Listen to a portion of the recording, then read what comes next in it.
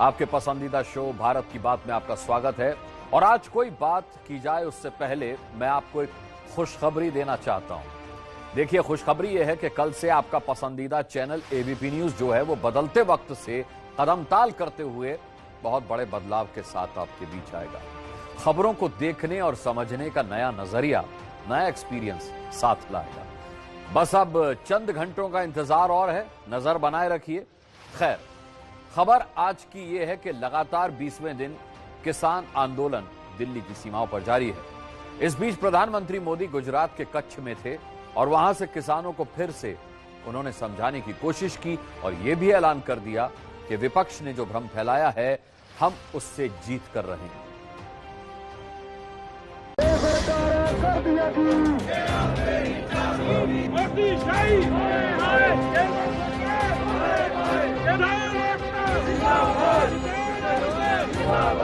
कि आजकल दिल्ली के आसपास किसानों को भ्रमित करने की बड़ी साजिश चल रही है। साथियों, हाल में हुए कृषि सुधारों की मांग बरसों से की जा रही है। अनेक किसान संगठन भी पहले ही मांग करते थे कि अनाज को कहीं पर भी बेचने का विकल्प दिया जाए। आज जो लोग विपक्ष में बैठकर किसानों को भ्रमित कर रहे हैं, वो भी अपनी सरकार के समय इन कृषि सुधारों के समर्थन में थे, लेकिन अपनी सरकार के रहते वो निर्णय नहीं ले पाए, किसानों को झूठे दिलासे देते रहे। आज जब देश ने यह ऐतिहासिक कदम उठा लिया तो यही लोग किसानों को भ्रमित करने में जुट गए। और सच्चाई भी यही है। आज की सियासत के फसाने से इतर उस जमाने की हकीकत भी यही है जो प्रधानमंत्री ने कही है। आज जो लोग विपक्ष में बैठकर किसानों को भ्रमित कर रहे हैं, वो भी अपनी सरकार के समय इन कृषि सुधारों के समर्थन में थे।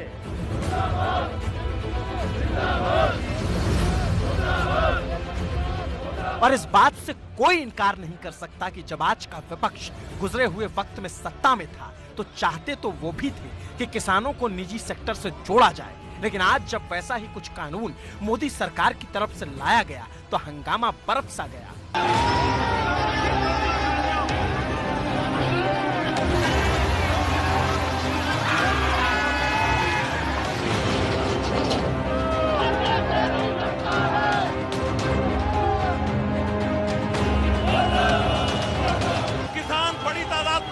और पुलिस लामात्र की तादाद में, किसान आगे बढ़ रहे हैं। लामात्र की तादाद में किसान आगे बढ़ रहे हैं। पंजाब और हरियाणा के किसान आंदोलित हो उठे तो विपक्ष ने उनके कांधे पर अपनी सियासी बंदूक पूरे साजो सामान के साथ रख दी और फिर किसानों का कारवां दिल्ली पहुंचकर जम गया। 20 दिनों से किसान दिल्ली के बॉर्डर पर जमे हुए हैं, लेकिन आज गुजरात के कच्छ से प्रधानमंत्री मोदी ने किसानों से एक बार फिर गुजारिश की कि आजकल दिल्ली के आसपास किसानों को भ्रमित करने की बड़ी साजिश चल रही है। उन्हें डराया जा रहा है कि नए कृषि सुधारों के बाद किसानों की जमीन पर दूसरे कब्जा कर लेंगे। भाइयों बहनों, मैं आपसे जानता हूं, क्या कोई डेयरी वाला आपसे दूध लेने का कॉन्ट्रैक्ट करता है तो आपकी गाय भैंस ले जाता है क्या? कोई फल सब्जी खरीदने का उद्यम करता है तो क्या आपकी जमीन ले जाता है, क्या आपके प्रॉपर्टी उठा के ले जाता है क्या? साथियों, हमारे देश में डेयरी उद्योग का योगदान कृषि अर्थव्यवस्था के कुल मूल्य में 25% से भी ज्यादा है। ये योगदान करीब करीब 8 लाख करोड़ रुपए होता है। दूध उत्पादन का कुल मूल्य अनाज और दाल के कुल मूल्य से भी ज्यादा होता है। इस व्यवस्था में पशुपालकों को आजादी मिली हुई है।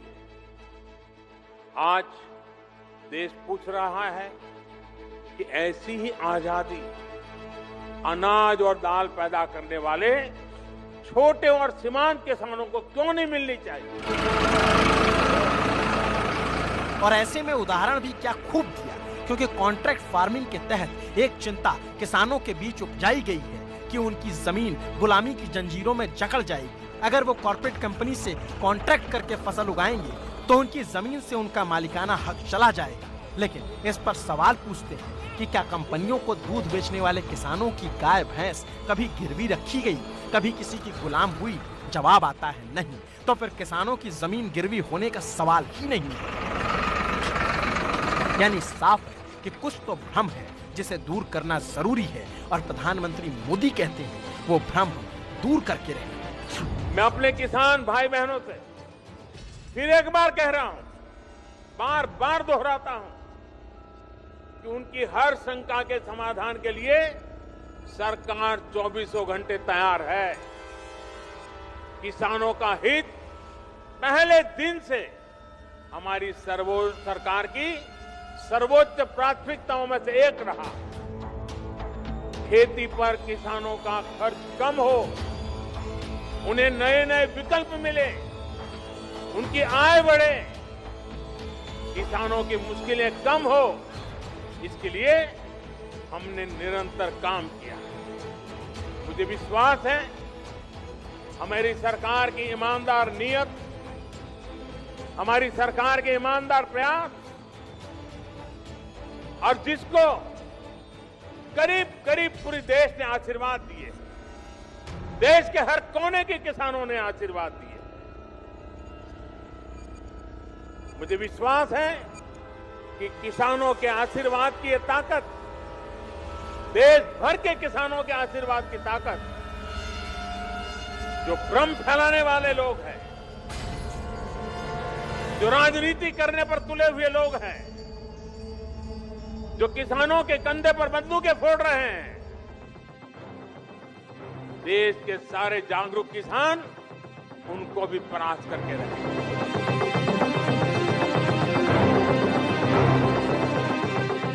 और भ्रम फैलाने वालों को परास्त करने के लिए आज कच्छ में सिख किसानों से पीएम मोदी ने मुलाकात की।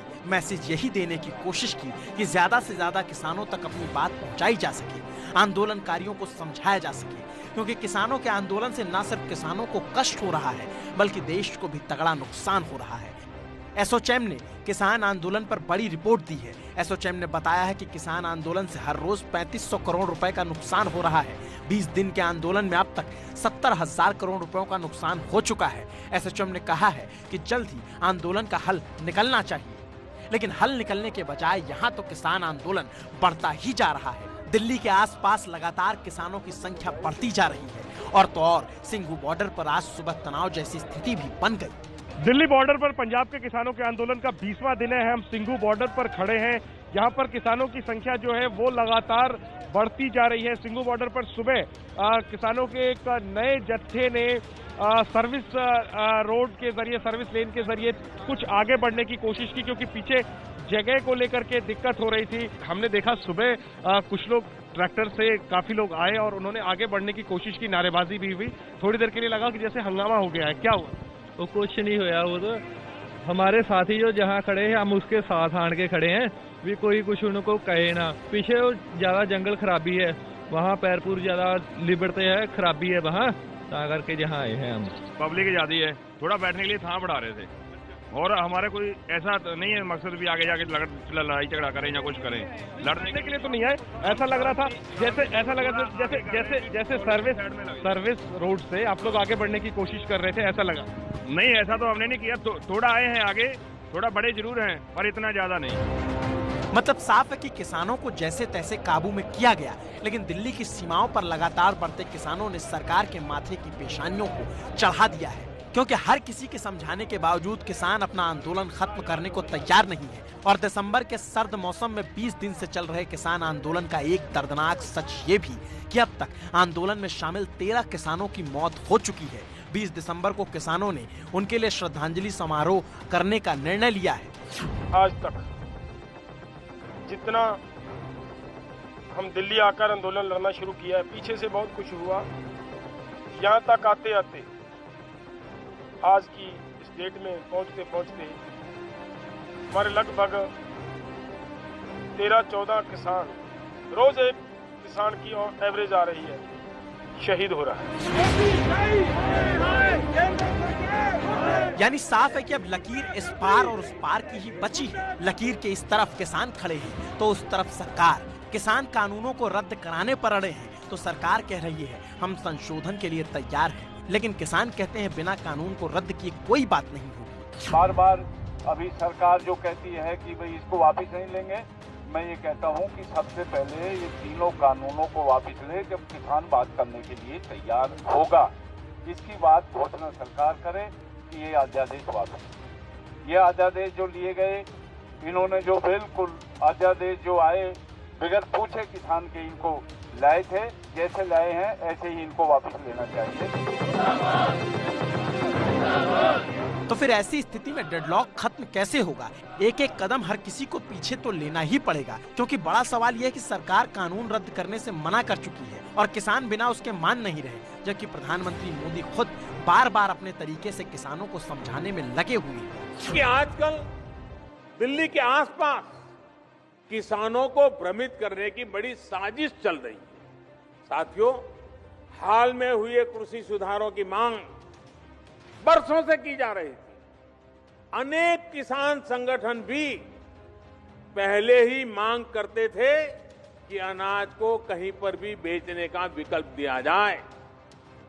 आज जो लोग विपक्ष में बैठकर किसानों को भ्रमित कर रहे हैं, वो भी अपनी सरकार के समय इन कृषि सुधारों के समर्थन में थे, लेकिन अपनी सरकार के रहते वो निर्णय नहीं ले पाए, किसानों को झूठे दिलासे देते रहे। आज जब देश ने यह ऐतिहासिक कदम उठा लिया तो यही लोग किसानों को भ्रमित करने में जुट गए। पीएम मोदी ने किसानों को कच्छ से समझाने की लाख कोशिश की, लाख उदाहरण दिए, लेकिन शाम को किसानों ने जब प्रेस कॉन्फ्रेंस की तो बात फिर अटक गई, क्योंकि किसानों ने पीएम मोदी की बात को अनसुना कर दिया था। आज ये आंदोलन जो हमारा चल रहा है, पूरा देश के किसान आप देख ही रहे हैं कि इस देश में ऐसी सरकार चल रही है जो किसान विरोधी सरकार है, तानाशाही के दम पर इस आंदोलन को बदनाम करना चाहती है। लेकिन मैं एक बात कहना चाहता हूं कि इस देश का किसान जाग चुका है। आज ये पंजाब हरियाणा का नहीं, पूरे देश का आंदोलन हो चुका है और लोग अब सड़कों पर आ गए।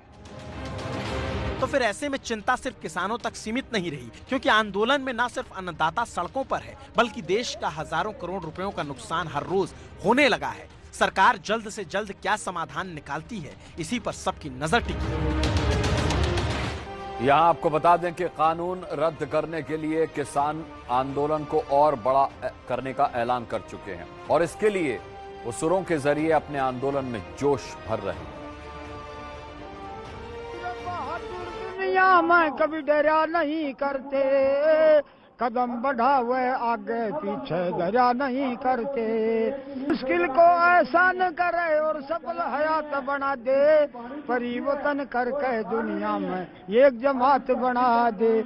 वीरों का हो नाम अमर, वो मरा नहीं करते, कदम बढ़ावे आगे पीछे डरा नहीं करते। बहादुर दुनिया में कभी डरा नहीं करते, कदम बढ़ावे आगे पीछे डरा नहीं करते। मुश्किल को आसान करे और सफल हयात बना दे, परिवर्तन करके दुनिया में। और इसी आंदोलन के तहत कल चिल्ला बॉर्डर को सील करने का किसानों ने ऐलान किया है, बंद करने का ऐलान किया है। कल सुबह 11 बजे से वो चिल्ला बॉर्डर को बंद करने का ऐलान कर चुके हैं।